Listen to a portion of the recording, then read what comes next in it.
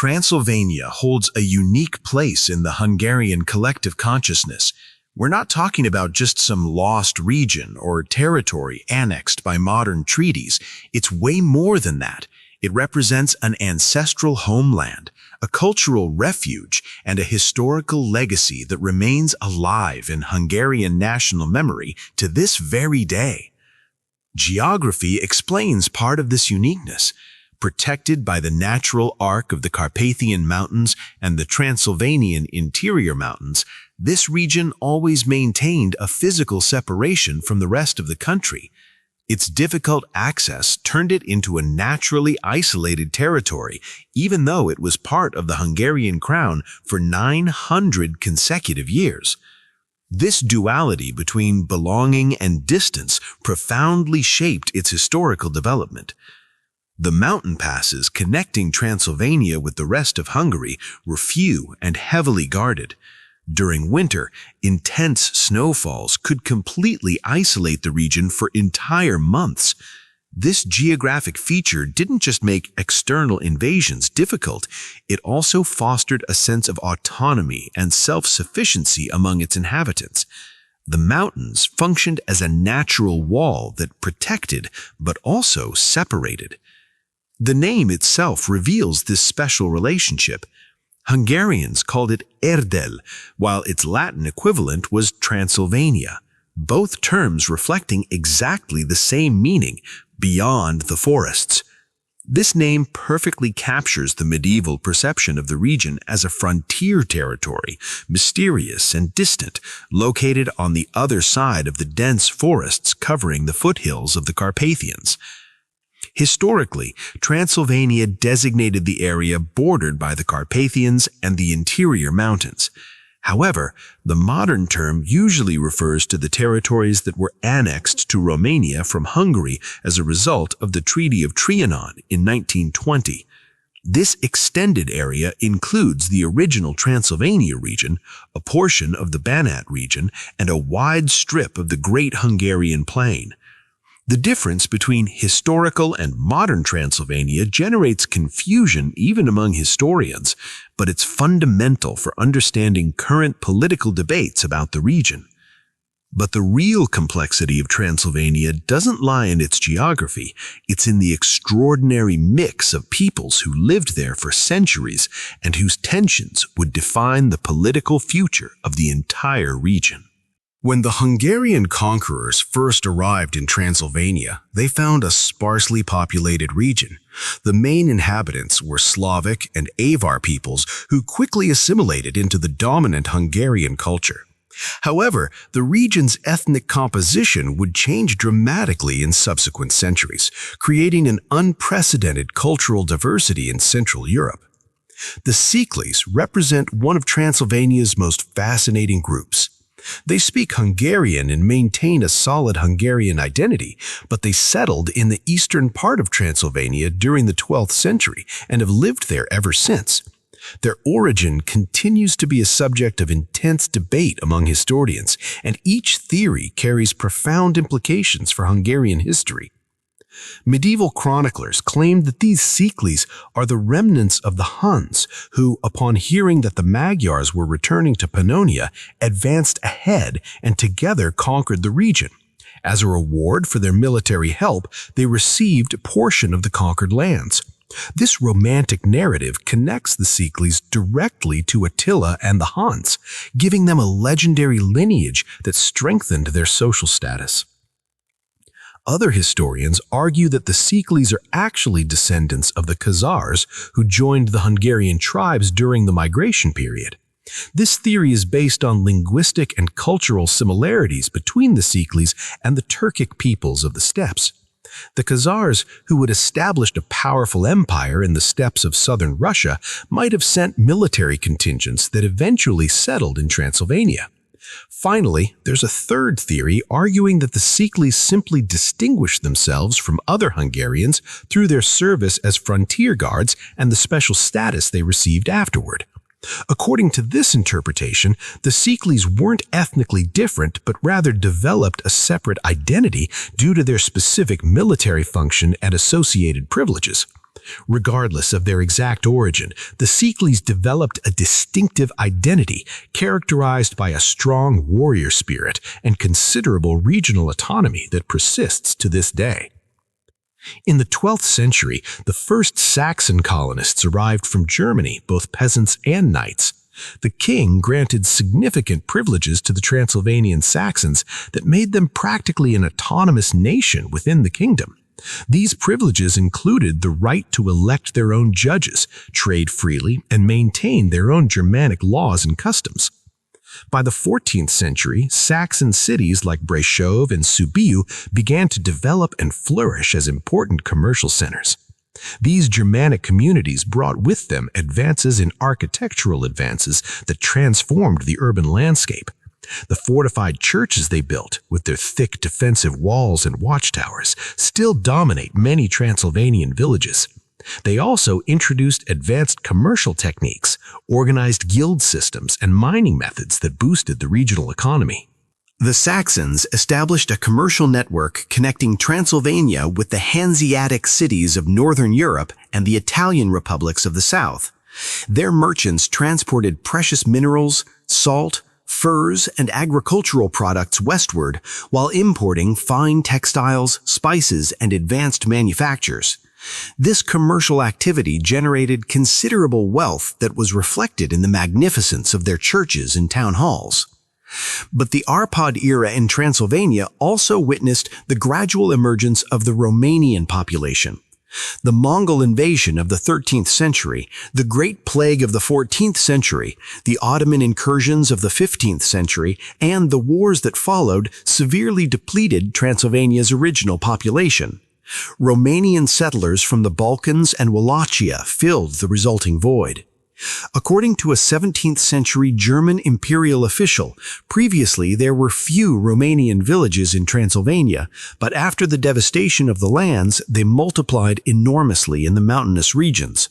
The Romanians, mainly shepherds and peasants, occupied areas that the Hungarian and Saxon population had abandoned due to war and disease.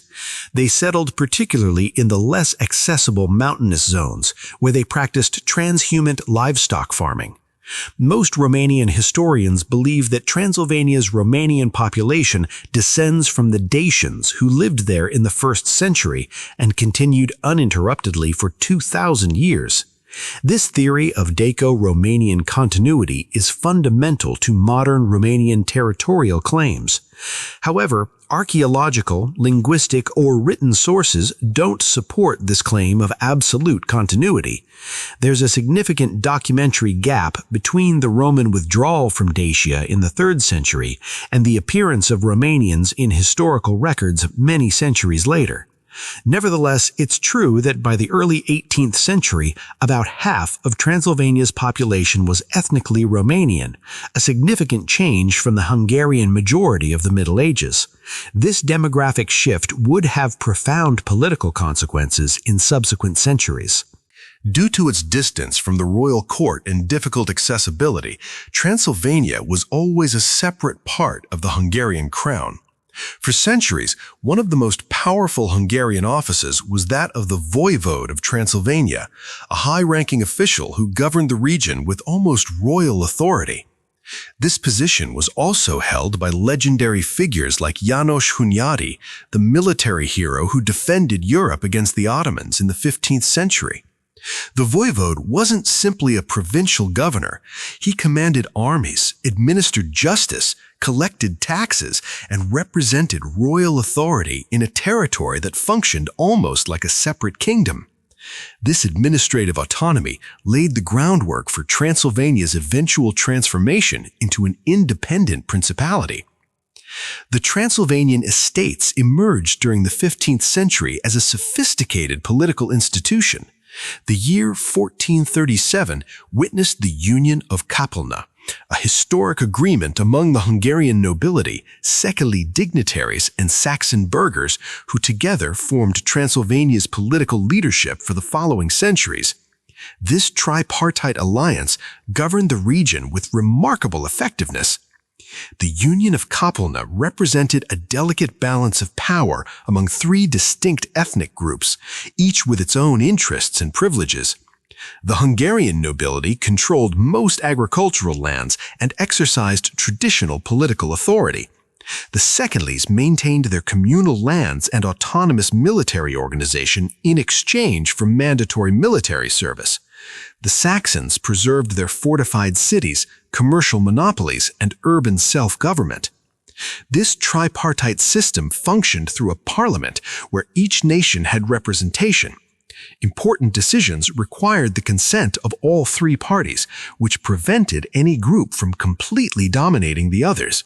This shared governance model was exceptionally advanced for the medieval era. However, the Romanian population was excluded from this union. This wasn't due to specific social or ethnic reasons against Romanians as a group. Rather, the vast majority were serf peasants who had no political rights, exactly like all serf or peasant populations throughout medieval Europe.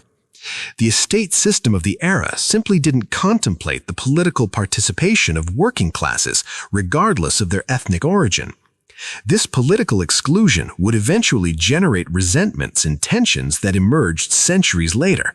18th and 19th century Romanian intellectuals would argue that their people had been systematically marginalized, while Hungarian historians pointed out that the exclusion was based on social class, not ethnicity. This historical dispute continues to fuel political debates to the present.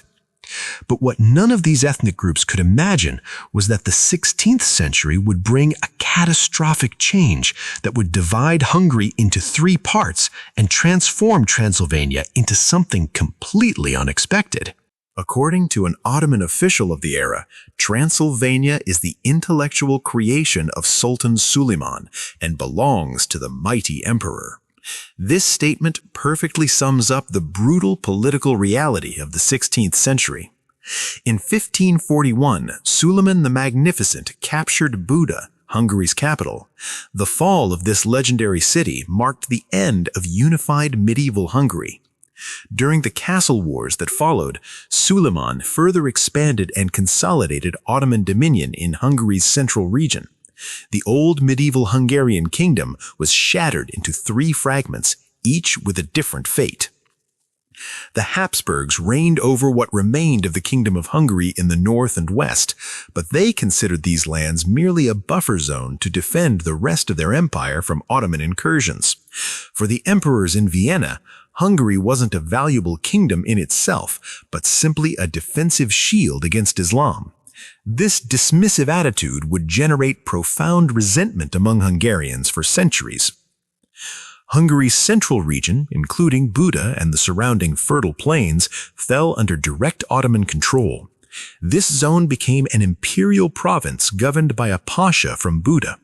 The Hungarian population declined drastically due to war, disease, and slavery, while Muslim settlers from the Balkans established themselves on the abandoned lands. They also wanted to keep Transylvania and the associated Partium under the Hungarian crown's umbrella. However, it was Sultan Suleiman who managed to secure these territories for John Sigismund, the son of his old ally John Zapolya. This decision wasn't accidental or charitable. The Ottomans needed a buffer state between their direct possessions and the Habsburg Empire, a territory that could absorb attacks without compromising the central Ottoman provinces. The Treaty of Adrianople in 1568 solidified Hungary's tripartite partition. As a direct result, Transylvania became a completely separate state, and the Principality of Transylvania was officially established in 1570. This new diplomatic act transformed a Hungarian province into an independent country, albeit under Ottoman supervision. This new state was a vassal of the Ottoman Empire and had to make annual payments to the Sultan. The tribute wasn't symbolic. It represented a considerable economic burden that constantly drained the region's resources. The exact figures varied, but in some years, the tribute reached tens of thousands of gold florins, a massive sum for a small state.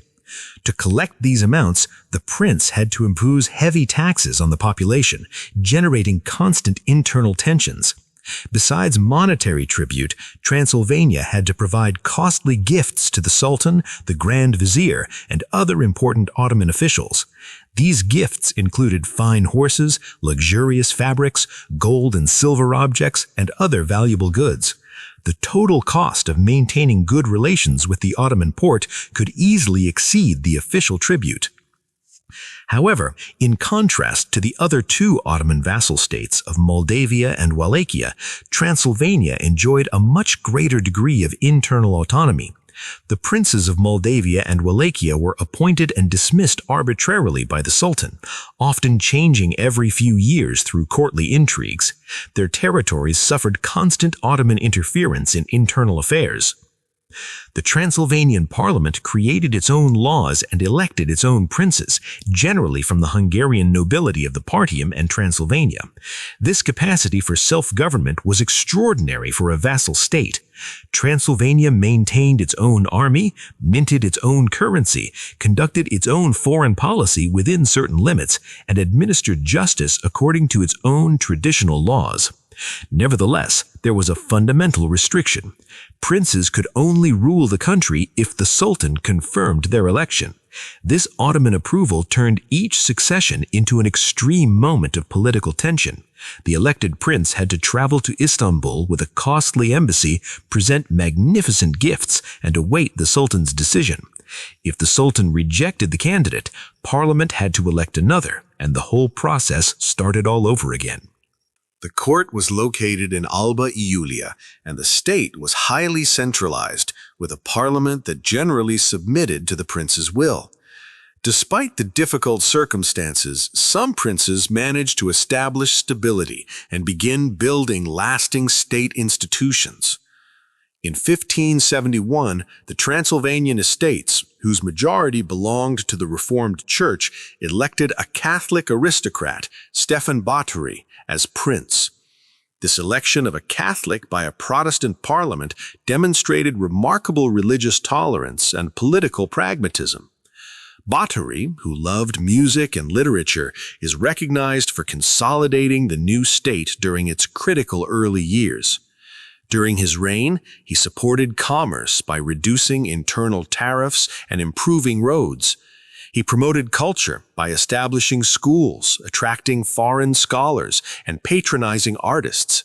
He established a Jesuit college in Kolozsvár that became an important intellectual center, despite the fact that most of his subjects were Protestant. This ecumenical policy strengthened the new state's social cohesion. Batory also secured Transylvania's peaceful development through skillful diplomacy with the Ottoman Porte. He maintained cordial relations with the Sultan while avoiding costly military commitments.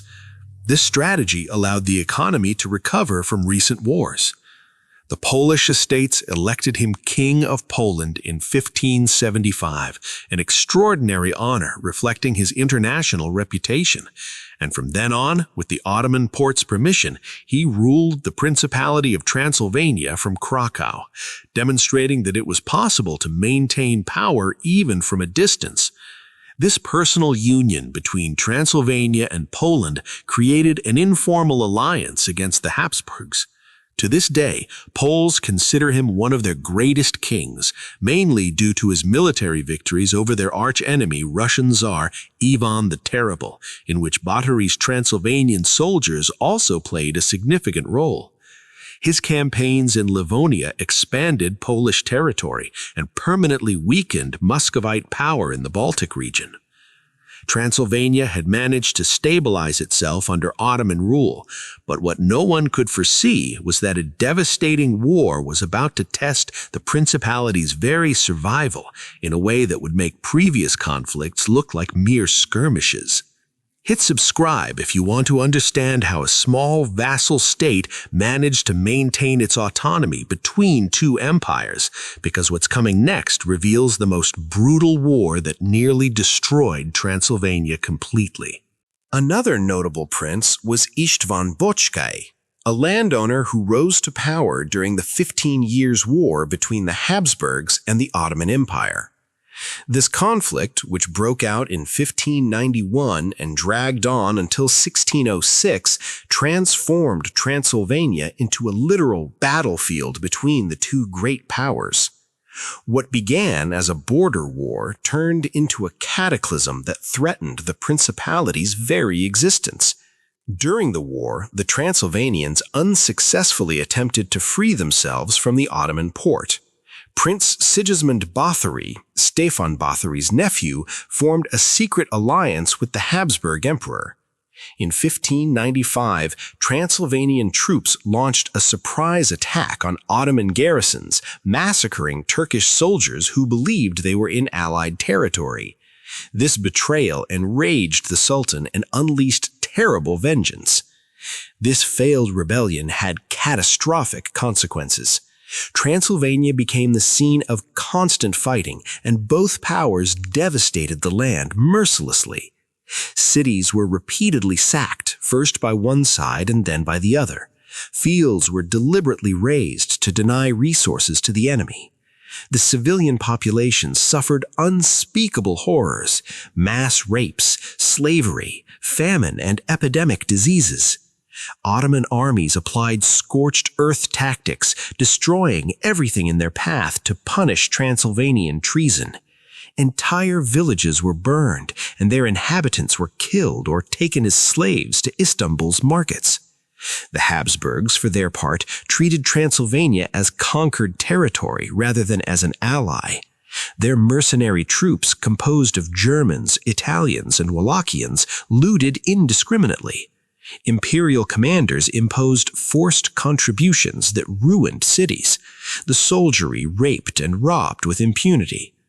The economy completely collapsed. Trade stopped because the roads were too dangerous. Saxon merchants who had prospered for decades went bankrupt. Gold and silver mines closed because there were no workers or security.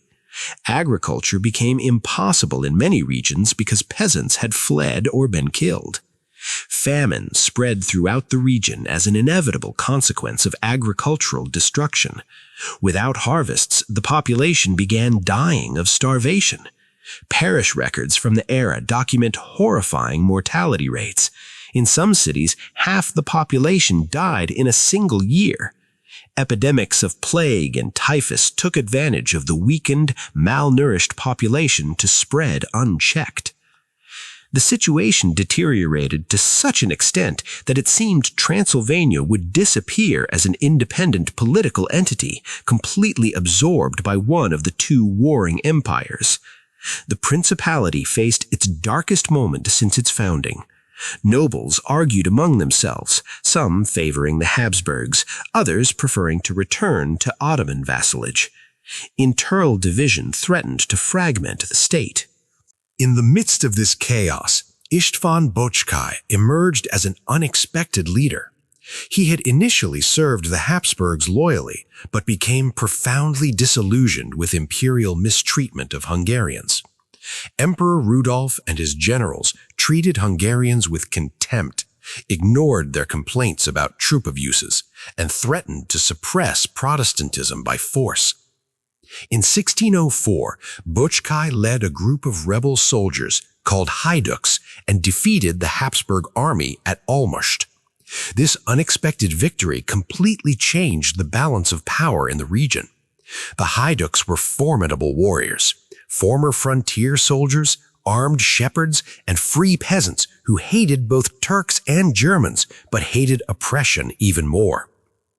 Bocskai then advanced as far as Vienna, while also securing control of Transylvania.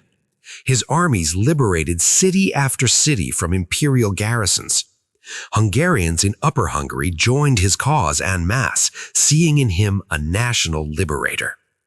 As a result of these spectacular military victories, the Transylvanian parliament elected Bocskai as their prince, followed by the estates of Upper Hungary, who elected him Prince of Hungary.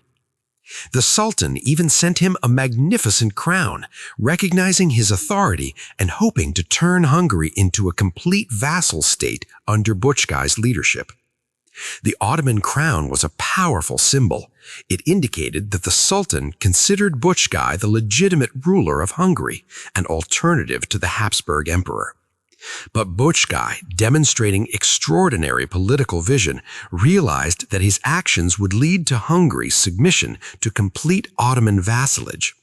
Instead of accepting this fate, he chose to make peace with Emperor Rudolf.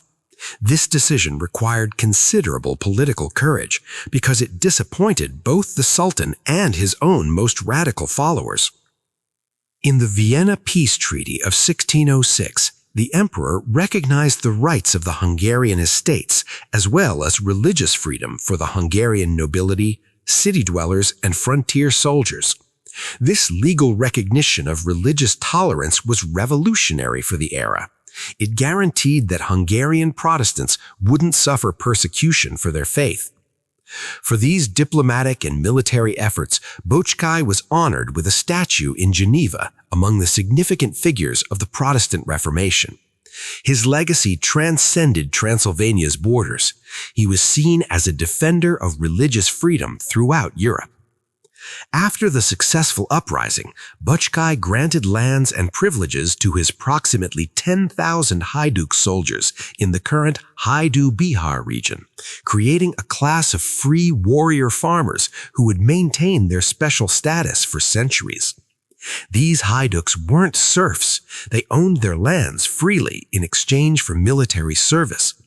They formed a reserve of reliable troops who defended the frontiers.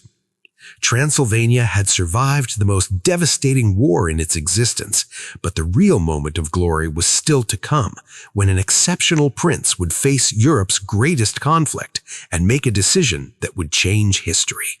16th century Transylvania provided fertile ground for Protestantism. Lutheranism and evangelical Christianity spread mainly among the region's Saxons. The Calvinist Reformation was more popular among Hungarians, while a significant portion of the Székely preserved their Catholic faith, creating a complex religious mosaic. Princes backed various churches according to their personal religious beliefs. John Sigismund supported Unitarianism, a separate branch of Protestantism that denied the Trinity. Stephen Bathory helped Catholics by establishing Jesuit colleges. 17th century princes supported Calvinists with resources and political protection. While they occasionally limited rival churches' activities, Transylvanian princes did so by establishing their own schools, printing presses, and temples, rather than violently persecuting other religions. This approach contrasted dramatically with the religious wars devastating the rest of Europe at that very moment. Hungarians are proud of the fact that the first law declaring religious freedom in Europe was passed in Transylvania. According to the resolution of the Parliament of Torda in 1568, preachers shall preach everywhere and expound their understanding of the gospel according to their own personal understanding. And if the community accepts it, that's good. If not, no one shall be forced to accept what their soul cannot. It's also testimony to an unusual religious tolerance for the era that besides the four established religions, Catholic, Reformed, Lutheran, and Unitarian, Prince Stephen Bathory allowed the Romanians to establish a Greek Orthodox bishopric. This policy of religious coexistence would turn Transylvania into a haven for persecuted Protestants from all over Central Europe. But the real trial by fire for Transylvania would come with a prince who would combine political genius, unbridled ambition, and absolute pragmatism at the most dangerous moment in European history. Hit subscribe if these religious tolerance policies are surprising you, because the boldest decision by a Transylvanian prince hasn't arrived yet. After the horrifying devastation of the 15 Years' War, Prince Gabriel Bethlen of Transylvania successfully managed to re-establish peace and prosperity in the region. He was one of the most significant figures in Hungarian history, and none of his contemporaries remained indifferent to him. They either respected him enormously or despised him deeply. There was no middle ground. Bethlen first served under Székely, and then, after initially refusing the throne, became advisor to several princes. Watching the country's continued decline under incompetent rulers, however, he headed to the Ottoman port and led Turkish troops toward Transylvania. Parliament had few options except to elect him prince under the threat of Ottoman arms. This election under military pressure seemed like the beginning of tyrannical rule. Bethlen never sought public favor or cared about his popularity. Instead, he always did what he considered expedient for the state, no matter how unpopular his decisions were in the short term. History now shows he was rarely wrong in his political calculations. A genuinely pragmatic politician, he seized every opportunity to secure Transylvania's peace and prosperity, no matter how controversial his decisions were. When he joined the great struggle of the century, the 30 Years' War, he allied with the Protestant countries Holland and England, leading several victorious campaigns against the Habsburg Emperor. This was the moment of maximum territorial expansion and military power for Transylvania. His armies marched deep into Habsburg territory, conquering fortified cities and threatening Vienna itself. Bethlen proved to be a brilliant military commander. His troops used innovative tactics, combining traditional Hungarian light cavalry with disciplined Western-style infantry. He coordinated his attacks with German Protestant allies, creating synchronized campaigns that put the Habsburgs in a desperate position. Victories followed one after another. In 1619, he captured Bratislava, the capital of Western Hungary. His forces reached the outskirts of Vienna, sowing panic in the imperial court. The Habsburgs, facing rebellions in Bohemia and Protestant attacks in Germany, seemed on the verge of total collapse. After these spectacular military successes, the estates of Upper Hungary elected him King of Hungary in 1620. This was any Hungarian nobleman's dream, to unify the Hungarian lands under a single crown and restore the old medieval kingdom. The throne was within his grasp. The crown was his if he accepted it. The coronation was already planned. The royal regalia had been prepared. The nobles awaited his acceptance. All of Europe was watching to see if Hungary would be restored as an independent kingdom.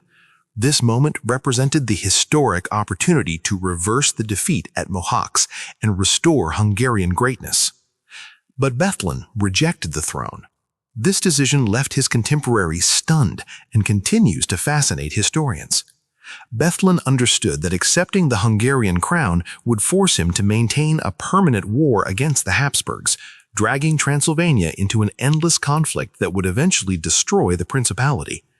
The Habsburgs would never accept loss of Hungary and would mobilize all the resources of their vast empire to recover it. Furthermore, becoming King of Hungary would fatally antagonize the Ottoman Sultan. The Ottoman Porte would never allow the emergence of a strong Hungarian kingdom that could challenge its dominion in the Balkans. Bethlen would have faced the two-front war against the Habsburgs in the west and against the Ottomans in the south. No small state could survive such a situation. Instead, he chose to make peace with the emperor.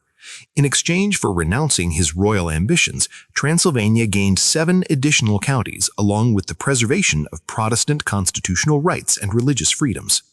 The Treaty of Nikolsburg of 1621 legally guaranteed the freedoms Hungarians had been defending for decades. Bethlen sacrificed personal glory for his people's security. This pragmatic decision saved Transylvania from certain destruction. It demonstrated that Bethlen prioritized the state's survival over his own ambition, a rarity among leaders of any era. The state's efficient organization, a prosperous economy, and beautifully reconstructed cities testify to the competence of Transylvania's rulers at that time. Bethlen implemented administrative reforms that modernized the government. He established a more equitable tax system that increased revenues without oppressing the population. The Palace of Alba Iulia became a haven of luxury and culture, where the prince enjoyed operatic performances and banquets, but also found time to converse with scholars and establish schools. Bethlen's court attracted artists, musicians, and academics from all over Europe. It became a cultural center that rivaled the most refined courts on the continent. Bethlen read extensively and opened his vast library to the public, creating an intellectual center unprecedented in Central Europe. His collection included thousands of volumes on history, philosophy, science, and literature. He invited printers to produce books in Hungarian, Latin, and German, promoting literacy. After his death in 1629, his successor, György Rákóczi I, continued his predecessor's policies, maintaining prosperity and peace. Rákóczi further expanded international trade and strengthened educational institutions. Sadly, later successors wouldn't do the same. Transylvania had reached its zenith of power and culture under Bethlen, but like all small empires trapped between giants, its glory wouldn't last forever. In 1660, the Ottomans devastated Transylvania once again after a disastrous military expedition by George Rákóczi II against Poland. The prince had ignored the Ottoman prohibition and launched an ambitious invasion that ended in catastrophic failure. As punishment, Turkish and Tatar armies invaded Transylvania, destroying everything in their path. This devastation was even worse than that of the 15 Years' War. Entire cities were reduced to ashes. The population declined drastically due to massacres and slavery. The economy was ruined. The Principality never recovered its former strength. The following decades saw a gradual but inexorable decline of Transylvanian power. However, Transylvania's true legacy isn't measured in battles won or territories controlled. After the dissolution of Hungary's royal court, the court of the Transylvanian princes became a safe haven for Hungarian culture, science, education, and book publishing. Here, Hungarian culture didn't just survive decades of devastating war, it continued to flourish and develop. While the rest of Hungary suffered under Ottoman occupation or Habsburg repression, Transylvania preserved Hungarian language, traditions, and identity. Transylvanian printing presses produced books in Hungarian when in other parts of the kingdom the native language was barely being written. Calvinist schools kept Hungarian education alive. Transylvania also played a fundamental political role. It protected Hungarian Protestants and, in fact, all pro-Habsburg Hungarian estates from the repressive tendencies of Habsburg absolutism. When emperors tried to impose Catholicism by force in their Hungarian domains, Protestants knew they could seek refuge in Transylvania. As István Bücskai wrote in his will with prophetic vision, as long as the Hungarian crown is in the hands of a more powerful noble family like the Germans, it's useful and necessary to maintain the constant real presence of a Hungarian prince in Transylvania, as he will protect the Hungarian estates. If God grants that the Hungarian crown falls into Hungarian hands once again, uniting us under one kingdom and one crown, we urge the Transylvanians not to separate, but to help with all their capacity and dedicate themselves to the crown according to ancient tradition. This vision perfectly sums up Transylvania's historical role. It wasn't a separatist state seeking permanent independence, but rather a temporary protector of Hungarian identity during the darkest centuries.